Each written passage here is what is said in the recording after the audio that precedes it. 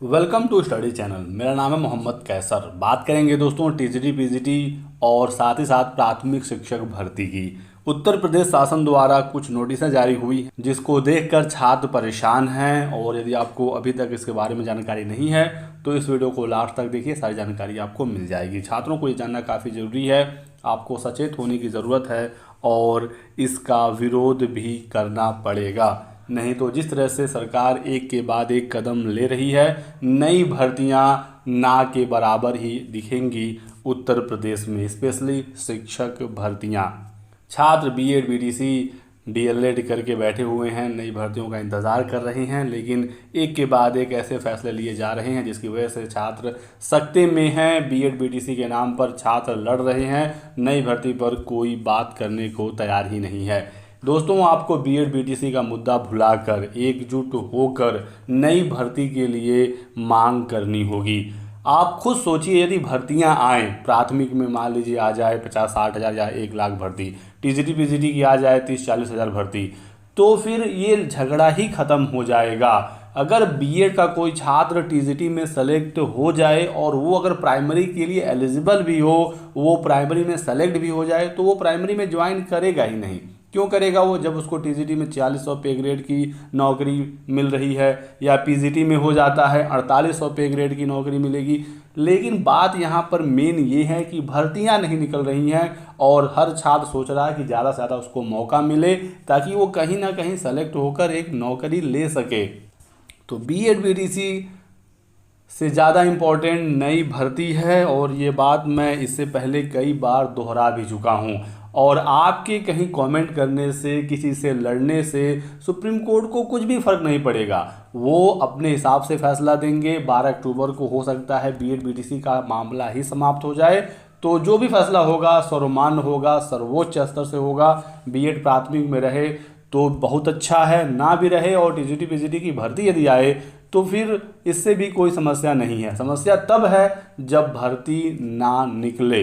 तो सबसे पहले बात करेंगे इस वाले नोटिस की जो टीजीटी पीजीटी संबंधित है, इसके बाद बात करेंगे प्राथमिक की। तो ये नोटिस जारी हुआ है उत्तर प्रदेश शासन के द्वारा ही। दीपक कुमार जो प्रमुख सचिव हैं, उन्होंने ये नोटिस जारी किया है। प्राथमिक वाला भी इन्होंने ही जारी किया है।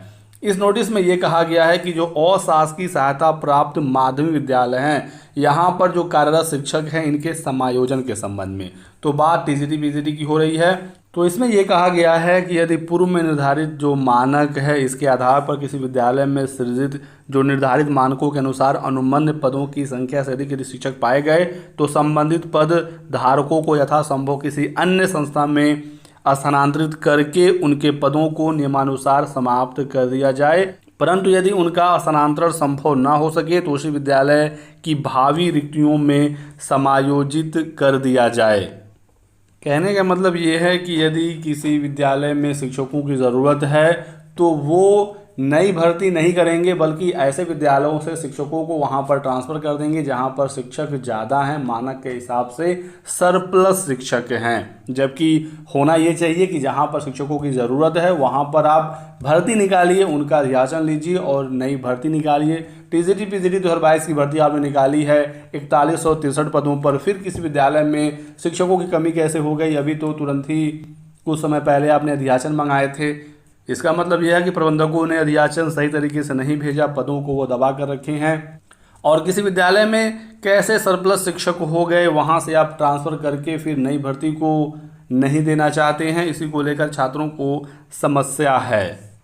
उसके बाद शिक्षा निदेशालय ने मंडलीय संयुक्त शिक्षा निदेशक से जानकारी मांगनी शुरू कर दी है। देख सकते हैं, इसका विषय है अशासकीय सहायता प्राप्त माध्यमिक विद्यालयों में कार्यरत शिक्षकों के समायोजन के संबंध में, और ये पूरा प्रॉपर फॉर्मेट जारी किया गया है कि कहाँ पर सरप्लस शिक्षक हैं, क्या उनका पद विषय है, क्या आरक्षण की स्थिति है। तो जब निदेशालय द्वारा डेटा मांगा गया है तो अलग अलग अब जिलों से इस तरह की नोटिसें जारी की जाएंगी। जैसे कि देख सकते हैं, जिला विद्यालय निरीक्षक गोरखपुर, तो डीआईएस गोरखपुर द्वारा गोरखपुर जिले के प्रबंधक प्रधानाचार्य से अशासकीय सहायता प्राप्त माध्यमिक विद्यालयों में कार्यरत शिक्षकों के समायोजन के संबंध में नोटिस जारी हो गई है, और यहाँ पर वही फॉर्मेट है जिसमें सारी चीज़ें मांगी गई हैं। छात्र ये कह रहे हैं कि जब टीजीटी पीजीटी 2021 के लिए आपने अधियाचन मंगाया था तो टोटल 39,000 पदों का आपको अधियाचन मिला था। भर्ती आपने निकाली 15,000 पदों पर, 24,000 पद को सीज कर दिया गया, उसे चयन बोर्ड खा गया। तो फिर जब आपने 24,000 पदों पर भर्ती नहीं निकाली, सिर्फ 15,000 पर ही निकाली, तो किसी विद्यालय में समायोजन की ज़रूरत कैसे पड़ रही है? यदि पड़ भी रही है तो आप 2022 वाले भर्ती में उन पदों को जोड़िए या फिर इस भर्ती को जल्दी से पूरा करके नई भर्ती निकालिए। यही छात्रों की मांग है। और प्राथमिक शिक्षक भर्ती के संबंध में जो शासन निर्देश जारी हुआ है, इससे तो छात्र और भी ज़्यादा नाराज हैं। इसके भी प्रेषक हैं दीपक कुमार, प्रमुख सचिव उत्तर प्रदेश शासन, और ये भेजा गया है समस्त जिलाधिकारियों को। ये 6 अक्टूबर यानी कल की डेट में नोटिस जारी हुआ था और इसका विषय है राष्ट्रीय शिक्षा नीति 2020 के अनुसार परिषदीय प्राथमिक एवं उच्च प्राथमिक विद्यालयों का निजी विद्यालयों के साथ युग्मन किया जाएगा, यानी ट्यूनिंग या कहें इसका पेयरिंग किया जाएगा, और इस संबंध में दिशा निर्देश जारी कर दिया गया है। कहने का मतलब ये है कि जो निजी विद्यालय हैं वो गोद लेंगे जो सरकारी प्राथमिक और उच्च प्राथमिक विद्यालय हैं, और वहाँ की बहुत सारी चीज़ों में इनका हस्तक्षेप होगा। ये पूरा डिटेल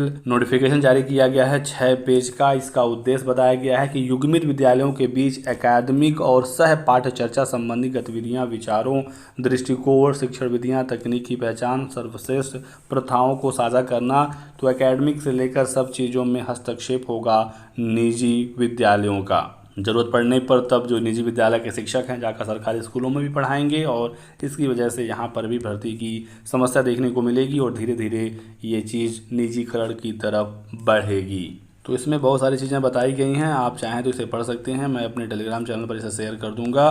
डिस्क्रिप्शन बॉक्स और पिन कमेंट में टेलीग्राम का लिंक दिया गया है, ज़रूर ज्वाइन कर लीजिए और इसे एक बार अपने हिसाब से पढ़ लीजिए।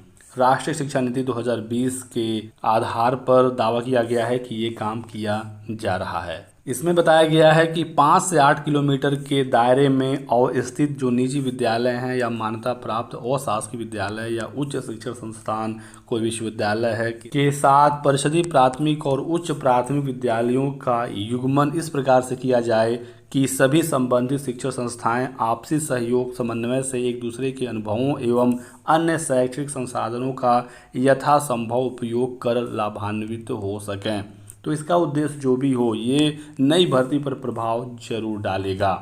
उक्त दोनों प्रकार के विद्यालयों की बेस्ट प्रैक्टिसेस का अभिलेखीकरण करके समस्त शिक्षण संस्थाओं में साझा किया जाए ताकि युग्मन में सम्मिलित विद्यालय के साथ जनपद के अन्य विद्यालय भी लाभान्वित हो सकें। तो मुझे ये समझ में नहीं आता है कि जिन चीज़ों से छात्र नाराज़ होते हैं बार बार सरकार वही क्यों करती है, जब आपको पहले से पता है कि इस नीति का भी छात्र विरोध करेंगे। निजीकरण का जहाँ पर भी नाम आएगा तो छात्र उसका विरोध जरूर करेगा। बाकी आप इस संबंध में क्या सोचते हैं, अपनी राय कमेंट सेक्शन में ज़रूर दीजिएगा। क्या ये सरकार का सही पहल है या फिर इससे नई भर्तियों पर विपरीत प्रभाव पड़ेगा? अपनी राय जरूर लिखिएगा कमेंट सेक्शन में। वीडियो को लाइक कर दें, चैनल को सब्सक्राइब जरूर कर लीजिए।